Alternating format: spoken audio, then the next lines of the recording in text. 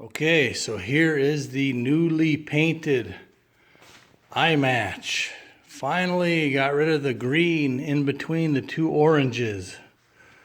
So I know I'll get a lot of happy faces with this one. Rock on, baby.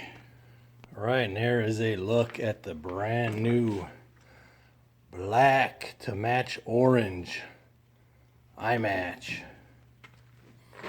Yeah, baby. Now you guys can quit harping on me. And I don't have to get tired of looking. Okay, I just got the Kioti pulled in one shot into the workshop. All right, but that chair is kind of a little in my way. I don't know, call it lazy maybe. I call it productive.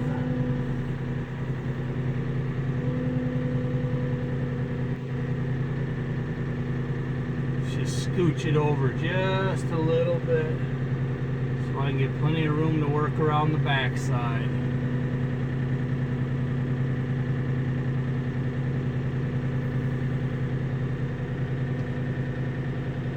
Nice.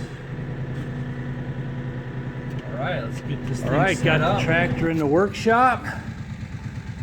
It's freezing cold out here, freezing rain, literally.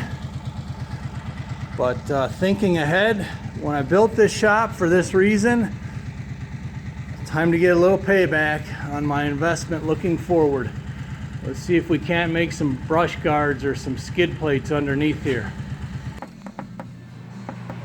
61 should work. 62. All right, let's give you a quick look underneath here. This axle assembly up here, I'm not overly concerned about that. It's more so the guts under here where you got exposed hydraulic lines and linkage levers. So let's see what we can maybe put together. All right, I'm starting with the fuel tank. So the factory cover bolts on underneath like this. Okay, so this will be nice for me to fabricate. I just can't make it too heavy because this is thin, you know, unless I support it somewhere else, which I got to look around. But now I could fabricate a taller front and a side for this thing, and it just bolts back on underneath. 4 bolts. Let's start with this. All right, guys, this is my idea. Keep in mind, I'm not a metal worker, okay? I just have a basic shop. But I took the factory one, I outlined the shape, the holes, and I measured. I want to add 8 inches here, and I want to wrap it all the way around the side. So that's going to be my first cut. And then I'm going to probably make a cut over here and fold that up, and then tack weld this corner together all the way up and see how it goes. All right, so I got the first piece fabricated.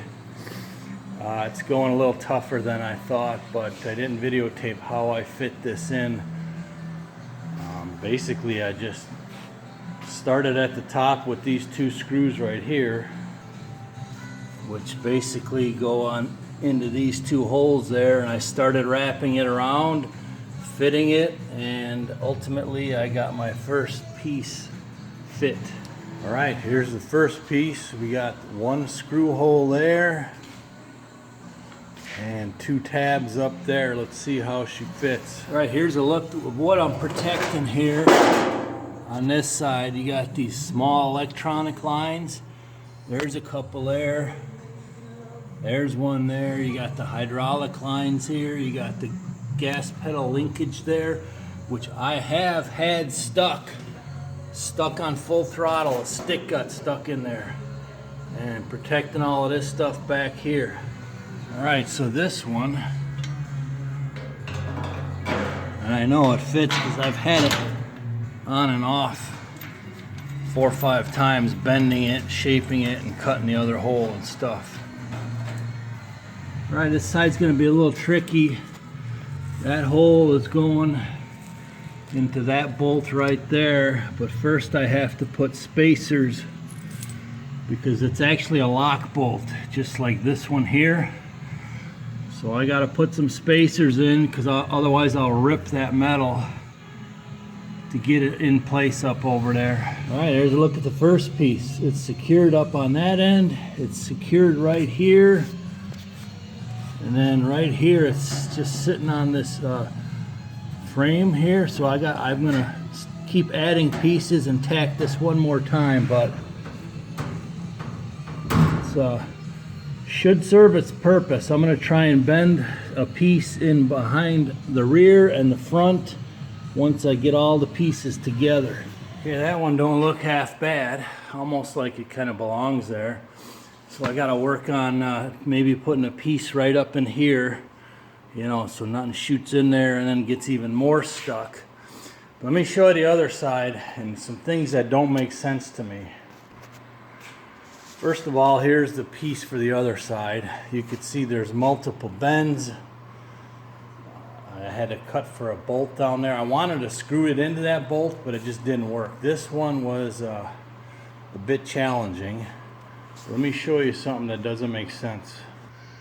So this is the other side it's going to cover up, all right? It's going to cover this side of the fuel tank, all right? So the company has a nice steel protector down here on the bottom of the tank, but yet when you get over here to the fuel tank, it's exposed plastic here and here. I mean, maybe they're making the assumption that this bar will stop brushing things, but you got this back side and this whole thing is exposed. So why not just peel the metal all the way around the tank? That's just me, but man, seems pretty simple. So I'm pretty sure this one will fit. We'll find out shortly. Okay, and here's the second shield in place. All right, it's the two pieces there, and then you can see right there. So now this fuel tank is covered much more underneath. Not quite 100%, but much more. Okay, and it's over that frame. And it ties into that bolt. So it ties into the other one, and I tacked them together with a couple sheet metal screws with foam in the middle to reduce vibration. And I did the same thing on the other side.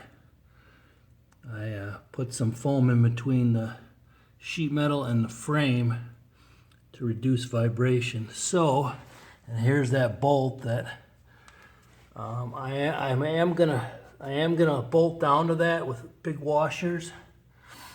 All right, but this is where I ended the project at the other day, and I haven't been back at it since.